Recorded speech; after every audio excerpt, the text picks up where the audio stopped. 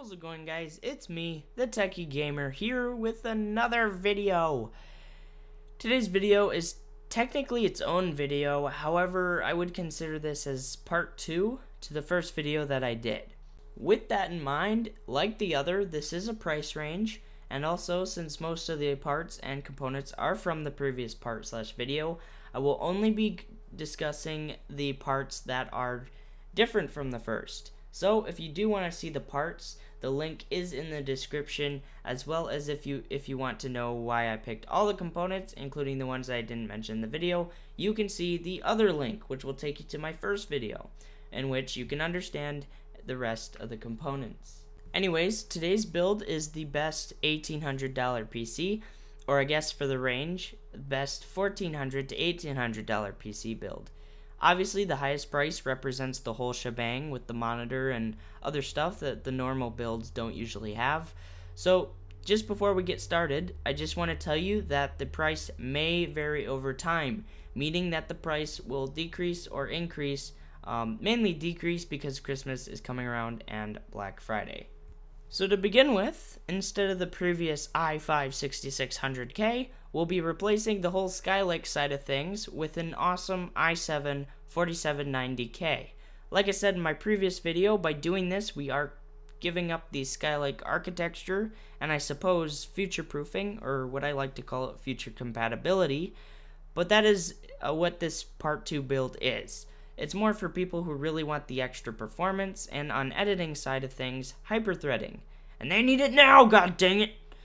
Anyways, back to what we were talking about. The i7 4790K is a clear choice, as with most, if not all i7s, we get hyperthreading, which for editors and producers is going to be very, very helpful. And on the contrary to gamers such as myself, you do get better performance than the leading competitor on the i5s, the i40 or the 4690K, or if we're talking about Skylake, the 6600K. It's also a Devil's Canyon CPU, which means you're going to be getting 4 GHz on all 4 cores. Next, we have the motherboard, and for this, I went with the Asus Z170A LG1150 motherboard. Obviously, the Z170 for overclocking capability, and then the LG1150 for the CPU that we picked.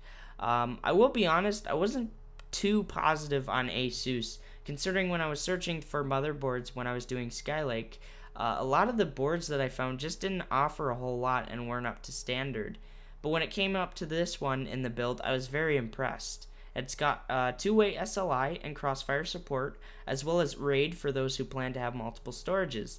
It's got 4 240-pin DIMM, 32 GB of max memory, supports onboard video, but depends on the CPU, 4 SATA 6 GB a second, and 10/100/1000 megabytes per second Ethernet, and has onboard USB 3.0 headers. Finally, the RAM, and for this, I went with the cheap Corsair Vengeance 16 GB of DDR3 1600 memory. It was very cheap at the price of $70. It's RAM, guys. You can easily go with the cheapest one, but like I say with all my other videos, make sure it's from a trusted brand. After all, sometimes price does matter, and you're pretty much just getting what is worth that much money. So anyways, it has a CAS of 10, 240-pin DIMM, not registered, no ECC, and it has a heat spreader. So there you have it, guys. That's about it for this video. Again, if you want to see the full part list, link is in the description, as well as if you want to see more understanding from the parts that I didn't discuss, go ahead and check out my first video, as it will fill you in on the parts.